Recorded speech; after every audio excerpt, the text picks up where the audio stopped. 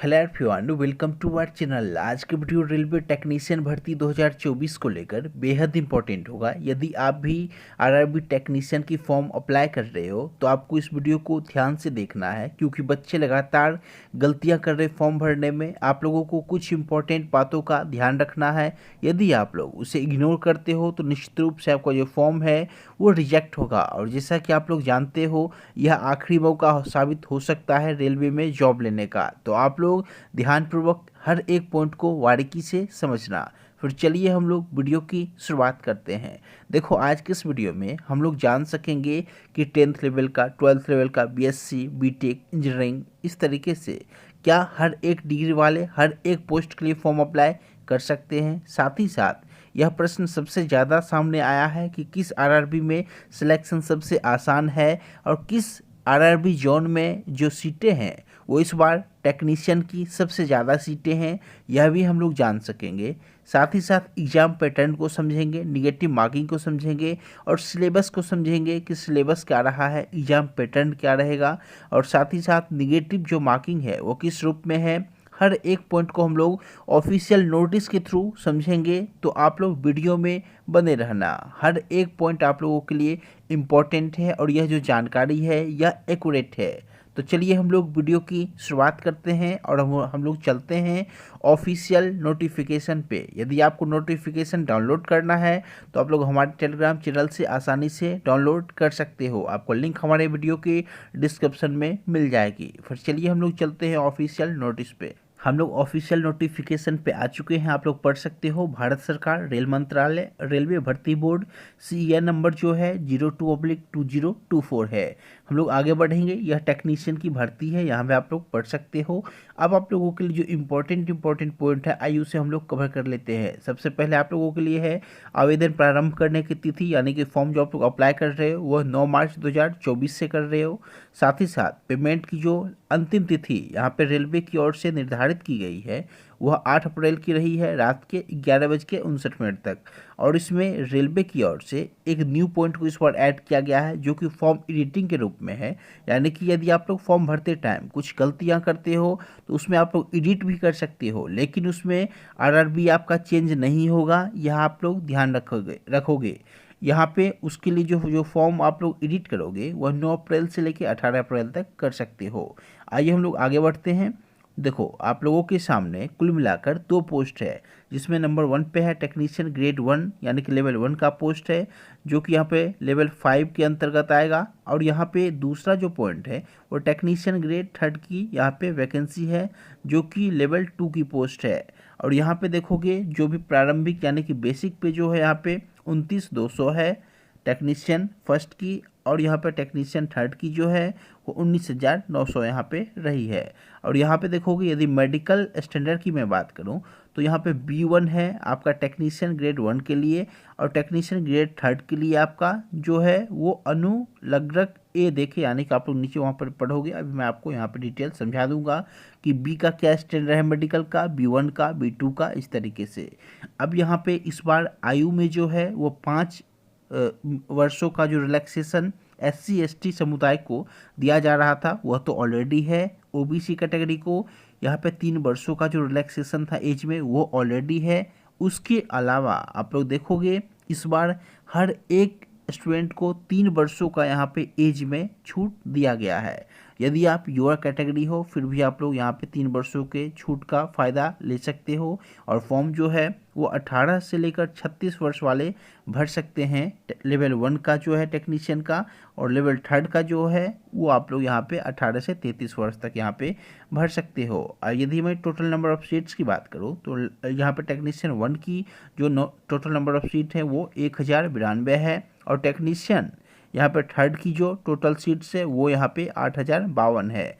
कुल मिलाकर यदि मैं सीटों की बात करूँ तो कुल मिलाकर 9,144 यहाँ पे सीट इस बार रेलवे टेक्नीशियन की रही है।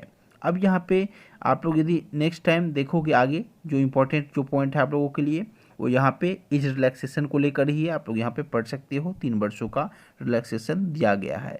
यदि मैं आगे बढ़ूँ तो वही सारी जानकारियाँ हैं, मोबाइल नंबर ये वो, जो आप बाद में एडिट नहीं कर सकते हो मोबाइल नंबर या फिर ईमेल ID को, इसलिए आप लोग सावधानीपूर्वक जो भी फॉर्म है वो अप्लाई करें। और एक पॉइंट को इस पर ऐड किया गया है, जो आप लोग जो फॉर्म एडिट करोगे उसके लिए आपको 250 रुपीज़ यहाँ पे आपसे रेलवे लेगा। आप इस बात का ध्यान रखें, इसलिए आपको यह कॉस्टली पड़ने वाला है, इसलिए आप जब भी फॉर्म अप्लाई करते हो सावधानी पूर्वक करें। अब जो इम्पोर्टेंट नेक्स्ट पॉइंट है आप लोगों के लिए, वह जो निगेटिव मार्किंग का है वो 1/3, जो कि रेलवे का अब तक का रहा है 1/3 का निगेटिव मार्किंग, तो इस बार भी आपका 1/3 ही निगेटिव मार्किंग है, यानी कि 3 गलत पे आपका 1 के बराबर नंबर कट जाएगा। यानी कि यदि एक क्वेश्चन यहाँ पे 3 नंबर का है तो आपका जो मार्क्स कटेगा वो यहाँ पे एक गलत का 1 मार्क्स यहाँ पे कटेगा, यानी कि 1/3 नेगेटिव मार्किंग है। यदि मैं नेक्स्ट बात करूँ तो आप लोग देख सकते हो जो इम्पोर्टेंट आप लोगों के लिए है वो मैं आपसे यहाँ पे पढ़ के बता दे रहा हूँ। देखो, जो भी यहाँ पे टिकट में छूट दी जाती है रिजर्वेशन में, जो कि आने जाने का, वो सब यहाँ पे सुविधा दिया गया है इस बार भी। उसके बाद यदि मैं नेक्स्ट आगे बात करूँ जो इम्पोर्टेंट आप लोगों के लिए है, वो देखो मेडिकल स्टैंडर्ड, जो कि आपका A3 रहा था, तो वहाँ पे देखोगे A3 में जो कहा गया है वो दूरदृष्टि में जो ग्लास हो या विदाउट ग्लास हो चलेगा, 6/9 का आपका यहाँ पे होना चाहिए। इसी तरीके से B1 जो मेडिकल था उसका जो है आप शारीरिक तो फिट होंगे ही होंगे, साथ ही साथ दूरदृष्टि के लिए 6/9, 6/12 चश्मे के साथ या बिना चश्मे के आप लोग हो तो आपका चल जाएगा, इसमें कोई प्रॉब्लम नहीं है। लेकिन यही है, कलर ब्लाइंडनेस नहीं होनी चाहिए, यह भी यहाँ पे क्लियर है, तो आप लोग इस बात का ध्यान रखेंगे। यदि मैं आगे बात करूँ जो इम्पोर्टेंट आप लोगों के लिए पॉइंट है वही घिसा पिटा बात, जो आप इंडियन हो या फिर नेपाल का नागरिक हो, भूटान का हो, ये भी यहाँ पे इस बार ऐड किया गया है, जो कि इस बार आप लोग पढ़ सकते हो। अब आप लोगों को जो लोग इम्पोर्टेंट पॉइंट है वो यही एज रिलैक्सेशन आप लोग यहाँ भी देख सकते हो, और यहाँ पे 5 साल 3 साल वही एज में जो छूट दी जाती है रिजर्वेशन वाले कैंडिडेट को, यहाँ पे इस बार भी रेलवे यहाँ पे दे रहा है, तो आप लोग उसका फ़ायदा ले सकते हो। अब यदि मैं आगे बात करूँ तो जो इम्पोर्टेंट पॉइंट है, देखो शैक्षणिक योग्यता जो है वो किस रूप में है, तो यहाँ पे कहा गया है पद के लिए अलग अलग है, जो कि आपको नीचे दर्शाया गया है। आप लोग नीचे पढ़ोगे, आप लोग हम लोग देखेंगे अभी पोस्ट वाइज कि उसके लिए हमें शैक्षणिक योग्यता क्या चाहिए।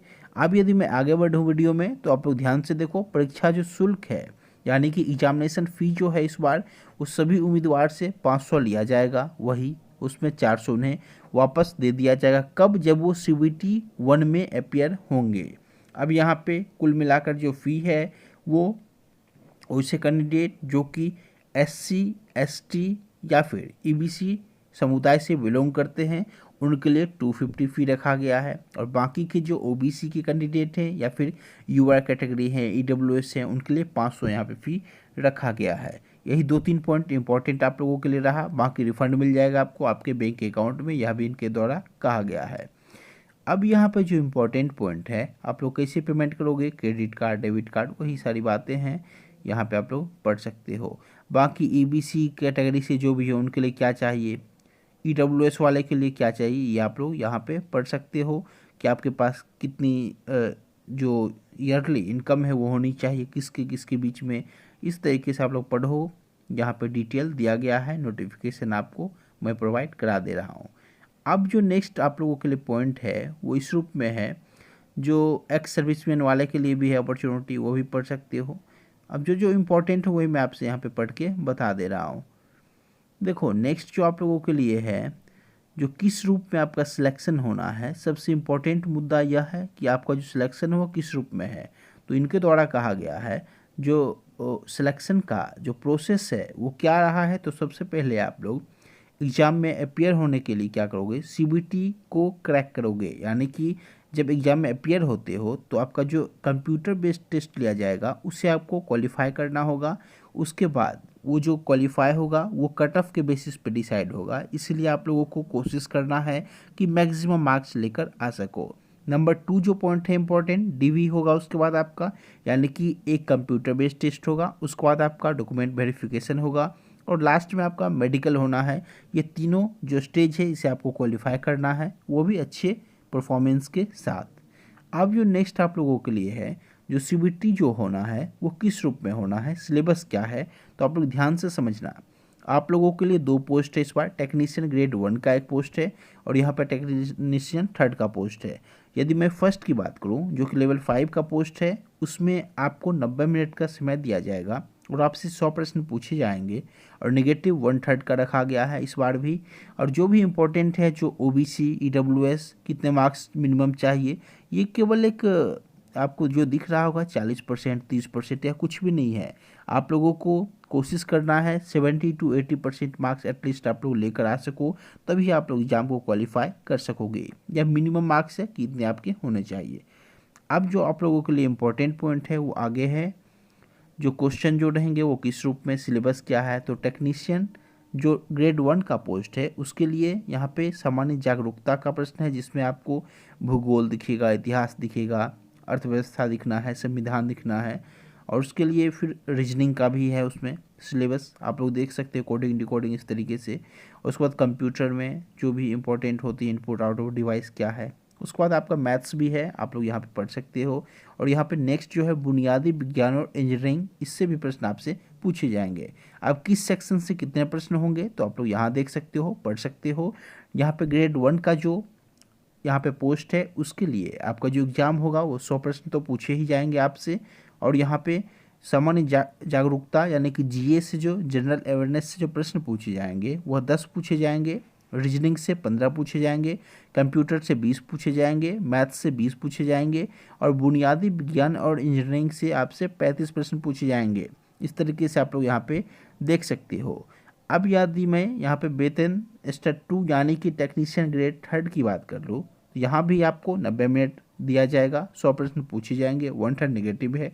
इसी तरीके से हर एक पॉइंट है, आप लोग यहाँ पे देख सकते हो। अब यदि मैं टेक्नीशियन ग्रेड 3 की बात करूँ तो उसमें ज़रा सा चेंज है पैटर्न में। आप लोग देखो यहाँ पे मैथ्स आपसे 25 पूछे जाएंगे, 25 प्रश्न, रीजनिंग के 25 प्रश्न, विज्ञान के 40 प्रश्न और जीए के 10 प्रश्न, कुल मिलाकर 100 प्रश्न आपसे पूछे जाएंगे। यह इंपॉर्टेंट है। तो यहाँ पे टेक्नीशियन ग्रेड 1 और ग्रेड 3 के एग्जाम पैटर्न में यहाँ पे डिफरेंस पाया गया है। नेक्स्ट जो इम्पोर्टेंट है डीवी का, वही पेपर दे दो, ये दे दो, वो दे दो, कंप्लीट है। अब इसमें जो कहा गया है, जो आप किस रूप में अपलोड करोगे, फोटो, सिग्नेचर, वो। अब आइए हम लोग जानते हैं कि जोन वाइज वैकेंसी किस रूप में रही है इस बार। यदि मैं ध्यानपूर्वक देखूं तो इस बार जो आपका वैकेंसी है, जो इम्पोर्टेंट है, वो यहाँ पे है।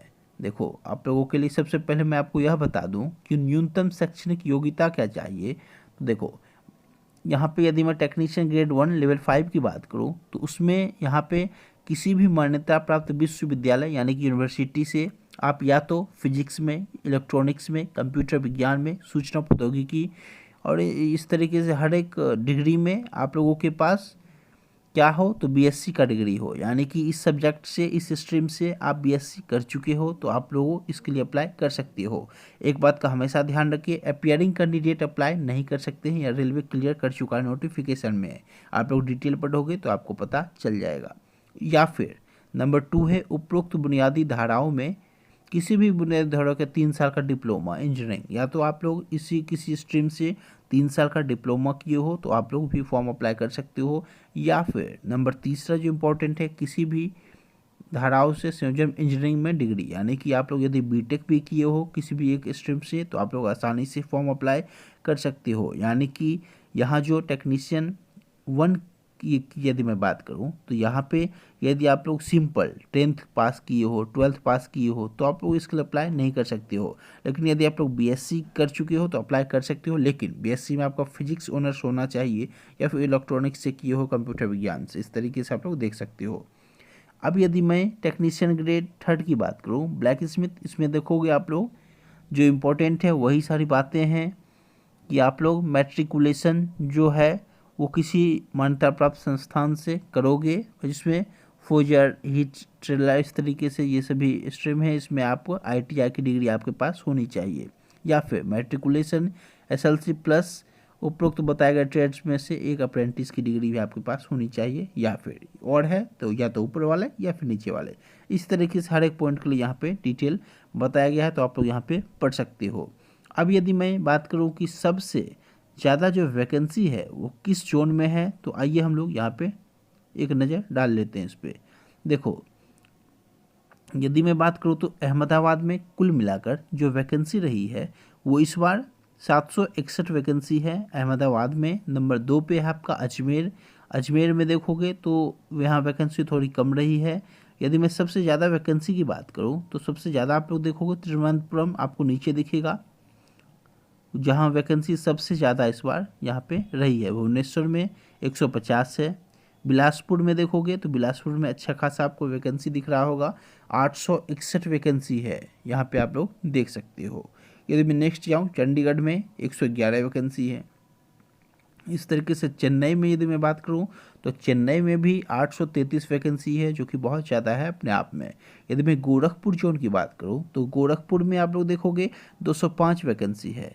यदि मैं कुल मिलाकर बात कर लूं, यह जोन आपका गुवाहाटी है, 624 वैकेंसी है।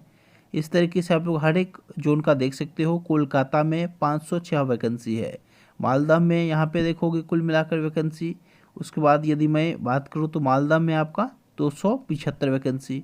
मुंबई में देखोगे तो मुंबई में आपका कुल मिलाकर है वैकेंसी 1284, जो कि सबसे ज़्यादा वैकेंसी है मुंबई में, आप लोग यहाँ देख सकते हो। जिसमें युवा कैटेगरी का 533 है। इस तरीके से कैटेगरी वाइज वैकेंसी है, सबसे ज़्यादा 1284 वैकेंसी है, जो कि आपका मुंबई जोन में है। यदि मैं आगे बढ़ूँ वीडियो में, आप लोग देख सकते हो मुजफ्फरपुर में 113 है, पटना में 221 है, प्रयागराज में 338 है। इस तरीके से देखोगे रांची में 350 है, और आपका सिकंदराबाद में 744 वैकेंसी है। तिरुवनंतपुरम में आप देखोगे यहाँ पे वैकेंसी जो है वो काफ़ी अच्छी खासी वैकेंसी आपको दिख पा रही होगी। यहाँ पे वैकेंसी जो है कुल मिलाकर वो 9144 है, जो कि नंबर 2 पे है। सबसे ज़्यादा मुंबई है, फिर आपका तिरुवनंतपुरम है। यदि मैं आगे बढ़ूँ तो आप लोग देख सकते हो इस तरीके से आपका जो वैकेंसी है जोन वाइज वो आपको वहाँ पे ऊपर बता दिया गया है। तो उम्मीद करता हूँ आप लोगों के लिए वीडियो जो है इन्फॉर्मेटिव रही। तो प्लीज़ वीडियो को लाइक करके शेयर करना, और यदि आप लोगों की कोई डिमांड हो, कोई क्वेरी है, तो आप लोग कमेंट करके पूछ सकते हो। चलिए आज की इस वीडियो में यहीं तक। Thank you so much.